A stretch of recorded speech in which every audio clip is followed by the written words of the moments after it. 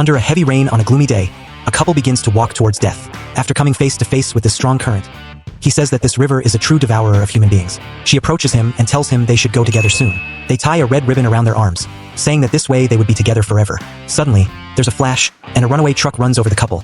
And on that day, a great author and his lover left this world. After this tragedy, he wakes up in a strange place. After observing, he says it seems to be religious, and he starts to think and says this must be the world after death. Then a girl named Annette appears, and she says this is not the world of the dead, and that she guides those who come to this world. She goes to the window and starts to explain that this world is completely different from the one he came from. She says he had been chosen for Zauberberg, a land surrounded by darkness. Some strange creatures start to appear, and she says he was summoned to be the hero who would bring light to this world. After questioning himself, he asks if, besides failing at double suicide, he had been transported to another world. She says he understands quickly, he chuckles lightly, and says his life was always a mess anyway. As she starts to explain his mission as an adventurer, she notices a vial rolling. When she checks it, the guy had overdosed on sedatives to play dead. She starts to use the purifying light and manages to heal him. He wakes up and says she was doing something unnecessary. She asks if he's gone mad and tells him to get up as an adventurer.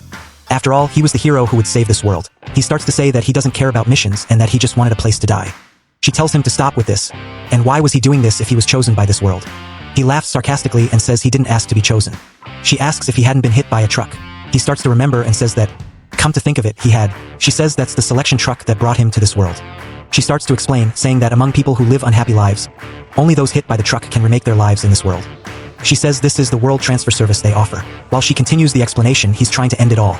She says he has the chance to leave the unhappiness of that world and start over here.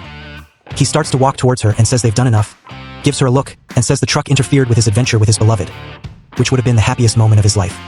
He doesn't stop there and asks who they are to decide if someone is happy or not. As he lights a cigarette, she says she can't believe this and is sure he'll change his mind when he sees his status. She says everyone brought to this world can use superpowers. And when he checks, besides having only 1 HP, he is also poisoned. The guy is practically a corpse. She says it doesn't make sense for him to be so weak and maybe he has some special ability. She starts to realize he is a complete failure. He starts coughing like a dog, and she says he is very weak and has never seen anything like this before. He bids her farewell and says he's leaving. She asks him to wait and apologizes for their mistake. She says he doesn't even have the capacity to live in this world. He starts to smile and says this seems like the perfect life for him. He says it looks like he's a failure no matter the world he lives in.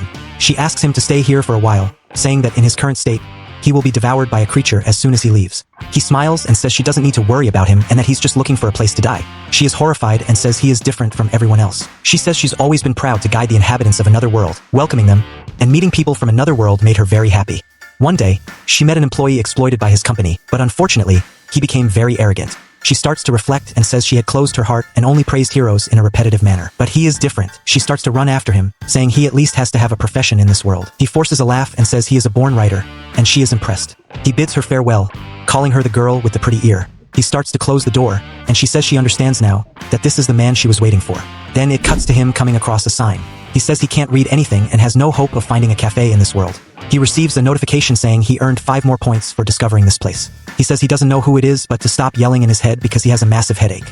Then he receives another notification saying he's at level 2, and he says he thinks he's going to die. Suddenly, a tree falls, and he hears someone screaming. He comes across a girl begging for the death tree to release her. He just stands there, and she tells him that since he's an adventurer, he should save her. She starts screaming, and the guy begins to think, saying he's met many people with strangely shaped ears. He says that anyway, dying women are beautiful. She asks for his help, and he asks if he can write a novel based on her. She asks what the hell he's talking about and to save her now. He asks if she wants him to save her, telling her to wait a moment. After seeing he's a failure, she asks if he can't use spells or something. The tree grabs him by the neck, and he says he can't breathe.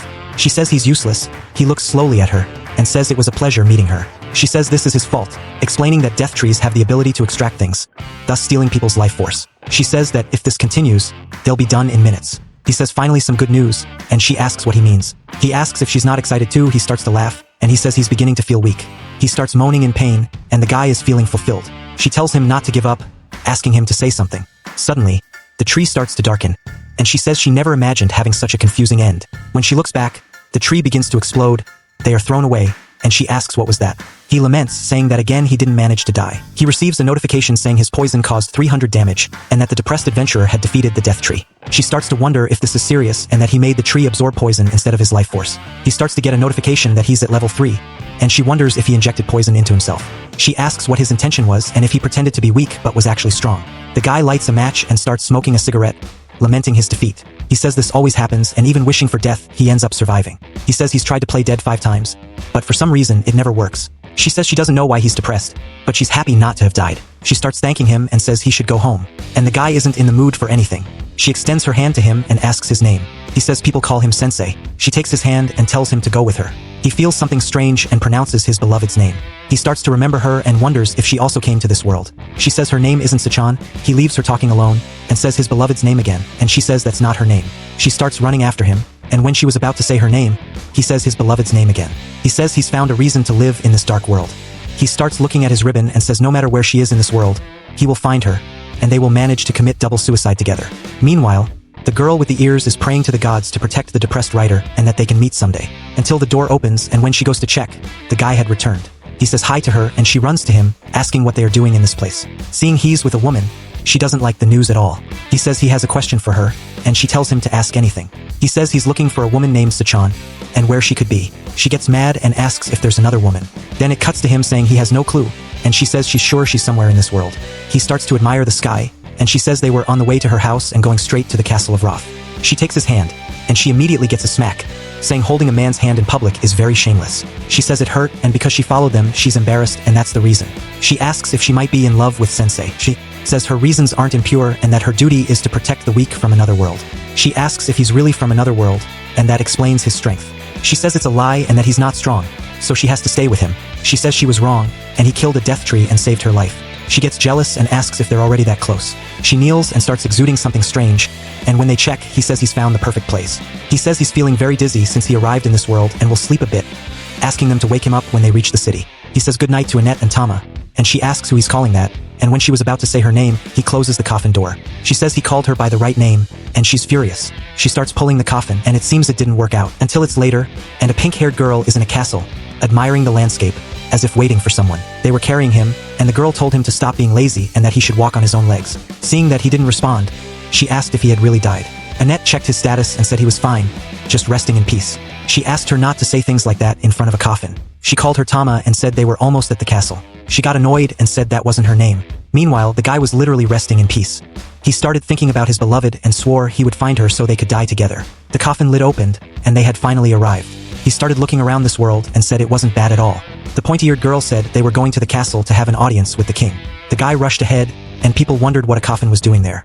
After being well received at the castle, he introduced himself as King Thomas, and this is Princess Charlotte. The king said they must be exhausted from the journey and that they should rest that night at the castle. They began to thank the king for his generosity, but he said there was a condition. He said he loved hearing traveler stories and asked if they would share some pleasant memories of their journey. He asked if he could tell him what it was like sleeping in a coffin. The king asked if he was threatening him. The pointy-eared girl said Princess Charlotte was very beautiful. He agreed and added that she was getting married soon. He said that since they were there, maybe they could give some advice. He clapped his hands and said he would introduce the guys to them. This is Gomez, a brave warrior, and this is Otto, a musician of love. The king said that perhaps due to the influence of the Demon King, monster activity had increased.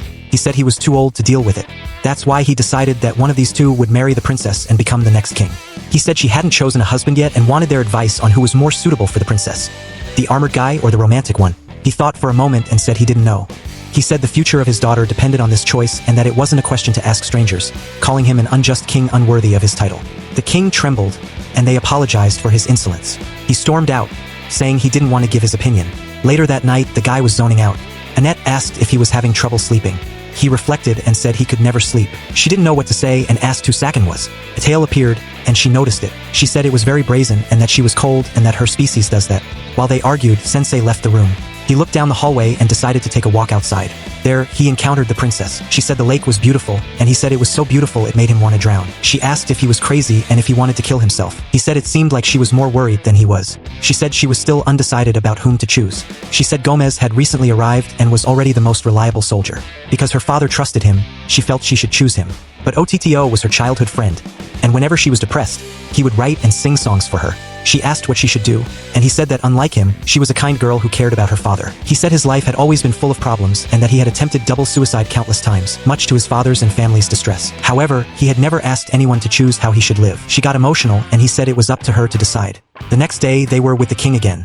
The king said Charlotte had finally chosen who she would marry. The king asked them to witness the moment, and the pointy-eared girl said she thought it would be the night for the future of the kingdom. The girl said the romantic suited her better. The king told her to stand before the man she had chosen. She walked over and said she had wondered countless times and had made a decision. She said she would commit double suicide with Sensei. Everyone was shocked and asked what this double suicide story was. She said that after talking to him, she had spent the entire night thinking.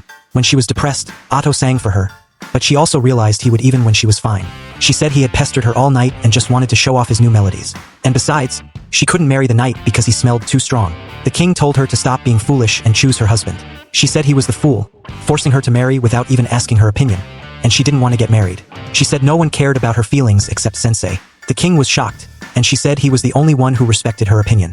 He gave a slight smile and asked if that was why she wanted to die with him. Suddenly, he took off his helmet and asked who the smelly one was. A suspicious shadow began to grow, and the guy started transforming. And when they looked, it was the king's demon deer. The horned one revealed his intentions to take over the kingdom, and said he didn't think the princess would suspect. He asked if she already knew that, and she said no, she only said it because he was smelly. He got angry and said he no longer needed the throne and would kill everyone. She tried to wake up the pointy-eared girl, and the guys started attacking him.